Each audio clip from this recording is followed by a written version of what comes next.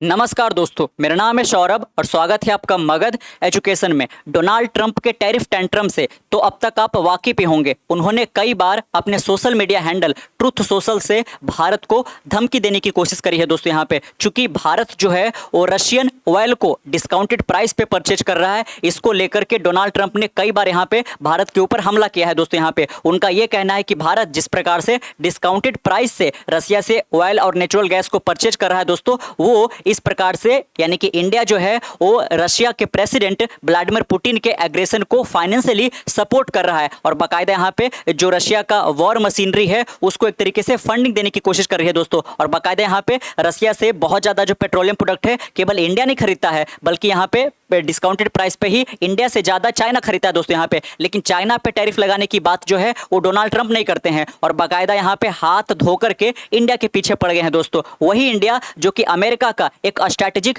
Partnership है दोस्तों यहाँ पे, और बाकायदा इंडियन टैलेंट ही आज अमेरिका को एक तरीके से इस मुकाम पर लेके जाने में सक्सेसफुल हुए हैं दोस्तों यहाँ पे। और बाकायदा आप जितने भी बड़े बड़े टेक जायंट देखते हो यहाँ पे, वहाँ पे बहुत सारे जो एम्प्लॉयज वगैरह है उनके टॉप पोस्ट वाले CTO CFO CEO वगैरह वो सब यहाँ पे इंडिया है दोस्तों यहाँ पे। तो इंडिया के टैलेंट को अमेरिका ने अट्रैक्ट कर लिया यहाँ पे और बाकायदा उसी के बलबूते यहाँ पे आज जो अमेरिका के अंदर साइंटिफिक आप इस्टेब्लिशमेंट देख पाते हो, सिलिकॉन वैली देख पाते हो, नासा देख पाते हैं यहाँ पे दोस्तों, उसमें इंडिया के टैलेंट का बहुत ज्यादा योगदान है। और इसी इंडिया के ऊपर यहाँ पे अब डोनाल्ड ट्रंप जो है इतना ज्यादा हमलावर होते जा रहे हैं यहाँ पे। तो अब तक जो भी एक तरीके से भारत को टारगेट करने की कोशिश की गई है वो बाकायदा यहाँ पे डोनाल्ड ट्रंप अपने एग्जीक्यूटिव ऑर्डर का या फिर अपने ट्रूथ सोशल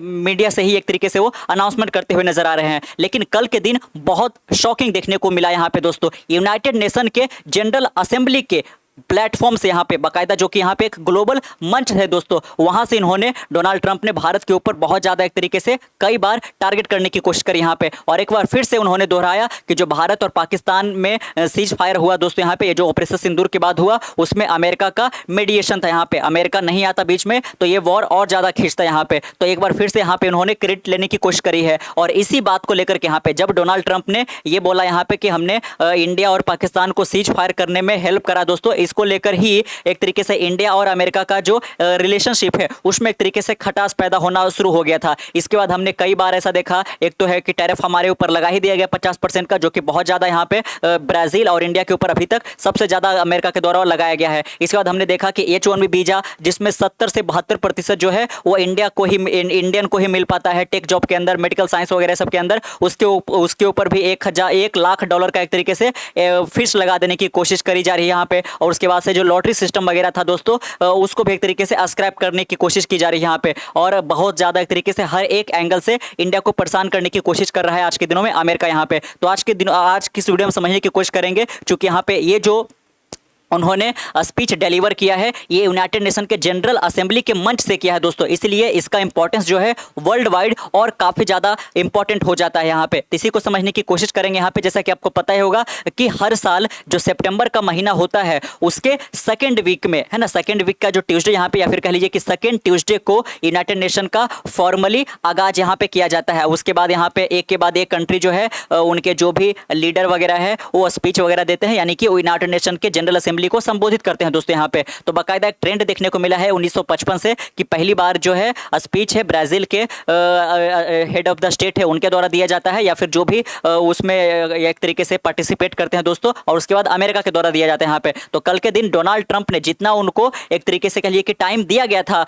स्पीच देने के लिए, उससे 3 गुना ज्यादा टाइम उन्होंने लिया और बाकायदा कई बार उन्होंने अपने स्पीच में इंडिया को टारगेट किया है दोस्तों। और उसी को लेकर के कि जो इंडिया है वो एक तरीके से रशियन वॉर मशीनरी को फंड कर रहा है यहाँ पे, जबकि ना केवल इंडिया रशिया से पेट्रोलियम प्रोडक्ट खरीद रहा है बल्कि यूरोपियन यूनियन दोस्तों यहाँ पे जो कि उनके एक तरीके से अलाई है यहाँ पे, और साथ में कई प्रकार के जो प्रोडक्ट है वो अमेरिका भी बहुत ज्यादा खरीद रहा है यहाँ पे, चाइना खरीद रहा है यहाँ पे। लेकिन स्पेसिफिकली डोनाल्ड ट्रंप इंडिया के ऊपर एक तरीके से हमलावर होते हुए नजर आ रहे हैं यहाँ पे। तो उन्होंने अपने स्पीच में और क्या कहा यहाँ पे, और एक तरीके से उन्होंने बोला कि 7 महीने में दोस्तों यहाँ पे उन्होंने 7 वॉर खत्म करवा दिया। बाकायदा उनका जो एक तरीके से कह लीजिए कि डेस्परेशन है जल्दी से नोबेल पीस प्राइज को लेने का, वो साफ साफ यहाँ पे झलकता हुआ दिख रहा है यहाँ पे। तो बाकायदा आप देख सकते हो कि यहाँ पे स्पीच देते हुए नजर जो आ रहे हैं डोनाल्ड ट्रंप, वो यूनाइटेड नेशन के ग्लोबल प्लेटफॉर्म से दे रहे हैं दोस्तों, जनरल असेंबली से यहाँ पे। और बाकायदा उन्होंने ना केवल इंडिया को अक्यूज किया, इंडिया के ऊपर ब्लेम डाला इन्होंने, बाकायदा जो जिस प्लेटफॉर्म से ये मंच दे रहे हैं दोस्तों, उसी प्लेटफॉर्म को भी उन्होंने काफी ज्यादा खरी खोटी सुनाई यहाँ पे, कि जो साथ के साथ वॉर है उसको मैंने रुकवाया स्पेसिफिकली यहाँ पे ना, इसको ये तो यूनाइटेड नेशन का काम था, लेकिन यूनाइटेड नेशन जो है पूरी तरह से फेल हो गई है। और साथ में यूरोपियन नेशन को बोल दिया कि तुम लोग नरक में जाओगे दोस्तों। इस प्रकार के हार्ड शब्दों का यहाँ पे डोनाल्ड ट्रंप के द्वारा यूज किया गया है यहाँ पे। तो बाकायदा आप देख सकते हो यहाँ पे ट्रंप एट यूएनजीए, यहाँ पे यूएनजीए का मतलब हुआ यूनाइटेड नेशन का जनरल असेंबली दोस्तों। US president target India repeatedly in rambling speech make outrageous war and peace claim, यहाँ पे तो देख सकते हो कि कई यहाँ पे इनके द्वारा क्लेम किया गया है, जिसको हम एक करके देखेंगे। बाकायदा यहाँ पे देख सकते हैं कि US president Donald Trump on Tuesday referred to India several time in his United Nation General Assembly speech repeating several allegation and charges यहाँ पे। और बाकायदा अभी तो इतना ज्यादा टैरिफ हमारे ऊपर लगा हुआ है और इसको और ज्यादा बढ़ाने की भी बात इन्होंने कर दी है दोस्तों यहाँ पे।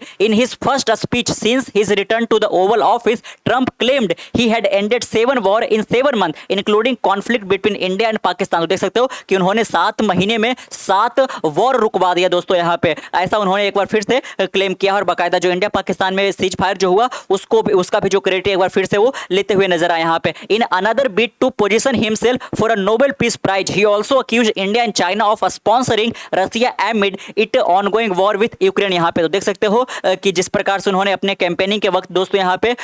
अपने अमेरिकन सिटीजन इन्होंने काफी ज्यादा एक तरीके से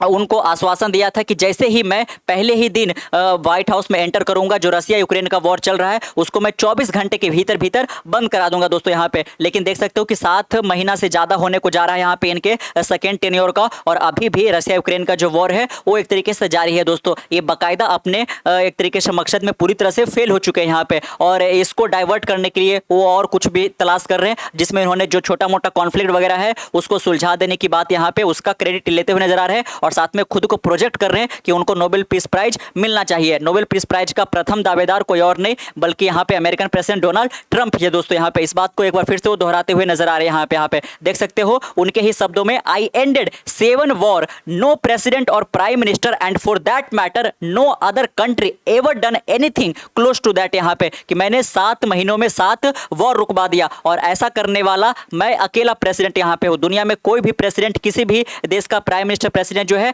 ऐसा नहीं कर पाया है दोस्तों यहाँ पे, या फिर इसके करीब भी नहीं कर पाया है। I did it in just 7 month, it's never happened before, ऐसा पहले इतिहास में कभी भी नहीं हुआ है। I am very honoured to have done it, it also too bad that I had to do this thing instead of the United Nation, और साथ में मैंने तो ये किया ही है, लेकिन ये भी एक तरीके से बुरा है क्योंकि मैंने जो ये काम करके दिखाया है वो यूनाइटेड नेशन को करना चाहिए, लेकिन यूनाइटेड नेशन भी अपना एक तरीके से कह लिए कि काम में पूरी तरह से विफल हुआ है दोस्तों यहाँ पे। तो देख सकते हो कि जिस प्लेटफॉर्म का यूज करके आप ये स्पीच दे रहे हो उसी प्लेटफॉर्म को भी इन्होंने नहीं छोड़ा यहाँ पे। In a period of just 7 month I have ended 7 unendable war यहाँ पे, और मैंने कुछ ऐसे वॉर को एक तरीके से एंड किया है जो कि कभी भी खत्म होने वाला नहीं था। दिस इंक्लूड, जैसे कि आप एग्जांपल में इन्होंने दिया कि कंबोडिया थाईलैंड का जो कॉन्फ्लिक्ट हुआ उसको उन्होंने एक तरीके से सुलझाया, कोसोवो और सर्बिया का जो हुआ उसको उन्होंने सुलझाया, कोंगो और रवांडा वाला को उन्होंने सुलझाया, पाकिस्तान और इंडिया के बीच में मध्यस्थता करी यहाँ पे, और इजराइल ईरान के बीच कोई वॉर को यहाँ पे रोका, इजिप्ट और इथियोपिया के बीच के वॉर को उन्होंने रोका, आर्मेनिया और अजरबैजान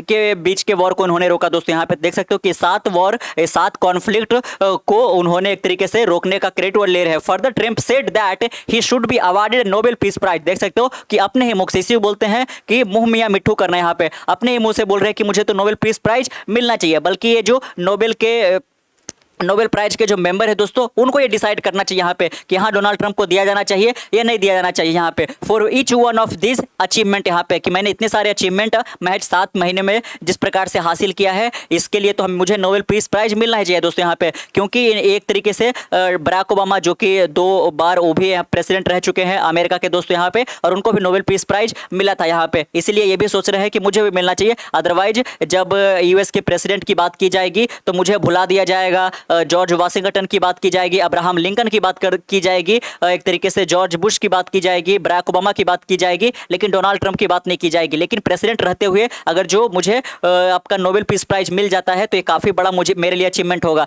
लेकिन आप एक तरीके से उसके लिए आप सही हकदार बनो। यहाँ पे इस प्रकार से आप क्लेम करके, फॉल्स क्लेम करके, यहाँ पे दूसरे को टारगेट करके दोस्तों यहाँ पे उसके हाथ मरोड़ करके आप अपना अचीवमेंट गिनाओगे तो ये तो बिल्कुल सही नहीं है। Everyone says that I should get the Nobel peace prize for each one of this achievement. यहाँ पे कि सारे कंट्री यही बोल रहे हैं कि मुझे तो नोबेल पीस प्राइज दिए ही जाने चाहिए। But for me the real prize will be the sons and daughter who live to grow up with their mother and father because of millions of people are no longer being killed in endless and ingolious war. This come despite New Delhi at numerous time has shredded Trump's claim that he had any role to play in the ceasefire between India and Pakistan. उन्होंने देखो उस बात को भी बता दिया यहाँ पे कि न्यू दिल्ली बार बार इसको रिफ्यूज कर रहा है कि मैंने किसी प्रकार का कोई मध्यस्थता नहीं करी, लेकिन मैंने इसको रुकवाया है दोस्तों, अदरवाइज ये न्यूक्लियर वॉर में बदल सकता था यहाँ पे। और बाकायदा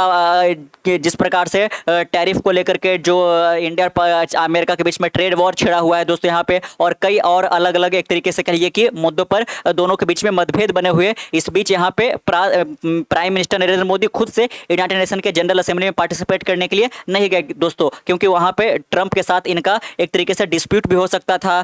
फ्रंट से यहाँ पे। इसीलिए एस जयशंकर जो कि हमारे एक्सटर्नल अफेयर मिनिस्टर है, वो एक तरीके से इंडिया को रिप्रेजेंट करने के लिए यूनाइटेड नेशन के जनरल असेंबली में गए हुए हैं। और बाकायदा जो बात यहाँ पे डोनाल्ड ट्रंप ने कहा है, क्या उसको एक तरीके से रिफ्यूट कर पाते हैं, उसको चैलेंज कर पाते हैं कि नहीं, वो देखना काफी ज्यादा दिलचस्प होगा। 27 सितंबर को आप डेट नोट कर लो दोस्तों, यहाँ पे 27 सितंबर को इंडिया की बारी है। हर देश के आपका जो भी रिप्रेजेंटेटिव है उनका अलग अलग डेट को स्पीच देने का नंबर आता है दोस्तों। तो इसमें ब्राजील और अमेरिका का तो हो गया, और बाकी जो भी यहाँ पे देश है उनके रिप्रेजेंटेटिव यहाँ पे बोलेंगे। आपको पता ही होगा कि यूनाइटेड नेशन में टोटल 193 देश यहाँ पे हैं दोस्तों, और इसीलिए यूनाइटेड नेशन का जो एक तरीके से कह लीजिए कि ग्लोबल इन्फ्लुएंस है वो काफी ज्यादा है यहाँ पे। और इतने बड़े प्लेटफॉर्म से इस प्रकार के स्पीचेस देना ये काफी ज्यादा एक तरीके से प्रॉब्लमैटिक दिखता हुआ नजर आ रहा है। यहाँ पे देख सकते हो external affair minister S Jaishankar who is due to speak at UN, देख सकते हो कि इनका स्पीच अभी देना बाकी है, has repeatedly said that at no stage in any conversation between India and the United State there was linkage with trade. यहाँ पे at no stage in any conversation with the United States was there any linkage with the trade and what was going on. There was no call between the prime minister and president Trump between 22 April when the president called the PM to convey his sympathy and 17 June when he called the prime minister in Canada to explain why he couldn't meet. S Jaishankar had showed है ना, तो देख सकते हैं यहाँ पे ये भी कुछ जानकारी दी गई। और देख सकते हो कि additionally Trump also accused New Delhi and China for being primarily funder of the ongoing Russia-Ukraine war by continuing to purchase Russian oil। इसका तो हमने जिक्र शुरुआत में ही कर दिया यहाँ पे, तो आपने सबसे पहला जाना उनके स्पीच में कि वो किस प्रकार के 7 अलग अलग कॉन्फ्लिक्ट को सुलझा पाने में सक्सेसफुल हुए दोस्तों, और उसके लिए उनको नोबेल प्राइज चाहिए। बाकायदा इसके लिए डेस्परेट नजर आ रहे हैं। अगला उनका स्पीच यहाँ पे देखिएगा, इसी में उन्होंने कंटिन्यू करके आगे क्या बोला, China and India are the primary funder of the ongoing war by continuing to purchase Russian oil but inexcusably even NATO country have not cut off much Russian energy and Russian energy product. यहाँ पे तो देख सकते हैं यहाँ पे कि China India को एक बार फिर से उन्होंने टारगेट किया है कि ये दोनों देश जो है वो प्राइमरी फंडर यहाँ पे है, कि रशिया के वॉर मशीनरी को ये लोग फाइनेंशियली सपोर्ट कर रहे हैं, और जो आपका पुतिन है वो और ज्यादा अपने अग्रेशन को शो करता हुआ नजर आ रहा है यहाँ पे। लेकिन जिस प्रकार से इंडिया ने पास्ट में भी हमारे जो एक्सटर्नल अफेयर के जो स्पोक्स पर्सन है दोस्तों, उन्होंने साफ साफ यहाँ पे जो अमेरिका का हिपोक्रेसी है उसके बारे में बात किया था यहाँ पे, कि कैसे आप नाटो कंट्री या यूरोपियन कंट्री भी तो परचेज कर रहा है लेकिन आप उसको लेकर के कोई बात नहीं करते हो। तो इन्होंने अपने इस स्पीच में इसको भी इंक्लूड किया यहाँ पे, लेकिन फिर भी इंडिया और चाइना को प्राइमरी फंडर बता दिया यहाँ पे। लेकिन चाइना पर ये आपका टैरिफ नहीं लगा पा रहा है, क्योंकि चाइना आज के दिनों में काफी ज्यादा पावरफुल होता हुआ नजर आ रहा है, और बाकायदा डोनाल्ड ट्रंप की एक नहीं सुनने वाला है चाइना दोस्तों। मैन्युफैक्चरिंग जिस प्रकार से ग्लोबल हब बना रखा है चाइना अपने देश के अंदर यहाँ पे, तो देख सकते हो इस बार उन्होंने नाटो कंट्री को भी टारगेट किया है, और बाकायदा उन्होंने बोला है कि even NATO country have not cut off much Russian energy and Russian energy product. यहाँ पे कि नाटो कंट्री भी एक तरीके से रशियन एनर्जी और रशियन एनर्जी प्रोडक्ट को कट ऑफ नहीं कर पा रहा है, लगातार परचेज किए जा रहा है। As you know I found out about 2 week ago and I wasn't happy they are funding the war against themselves. यहाँ पे कि वो खुद के ही अगेंस्ट एक तरीके से जो वॉर है उसको फंड करते हुए नजर आ रहे हैं यहाँ पे। क्योंकि पुतिन जो है आज यूक्रेन के ऊपर अटैक कर रहे हैं, कल के दिनों में यहाँ पे वो यूरोपियन यूनियन के ऊपर भी अटैक कर सकते हैं दोस्तों यहाँ पे, और ऐसा उनको महज 2 सप्ताह पहले ही पता चला है। लेकिन इंडिया जो ऑयल परचेज कर रहा है वो उनको शुरू से ही पता था यहाँ पे। तो देख सकते हो यहाँ पे भी एक हिपोक्रेसी देखने को मिला। Who the hell ever heard of that one in that event that Russia is not ready to make a deal to end the war, then the United States is fully prepared to impose a very strong round of powerful tariff यहाँ पे, और रसिया के ऊपर और ज्यादा strong powerful tariff भी लगाने की उन्होंने बात करी है। और ऑलरेडी रसिया के ऊपर अब तक का सबसे स्ट्रॉन्गेस्ट टैरिफ जो है वो लगा हुआ है दोस्तों यहाँ पे। For those tariff to be effective European nation all of you are gathered here right now would have to join us in adopting the exact same measure यहाँ पे। तो देख सकते हो कि उन्होंने इस मंच का भरपूर वो यूज करना चाह रहे हैं, और उन्होंने बोला है कि आप सारे यूरोपियन नेशन के जो लीडर हो आप यहाँ पे प्रेजेंट हो, इसलिए जिस प्रकार का मैं टैरिफ और सैंक्शन इंपोज कर रहा हूँ रशिया के ऊपर उस प्रकार का आप लोग भी करो। लेकिन आप लोग तभी कर पाओगे जब आप रशियन एनर्जी प्रोडक्ट को खरीदना बंद करोगे दोस्तों यहाँ पे। Earlier Trump led administration had double tariff on Indian export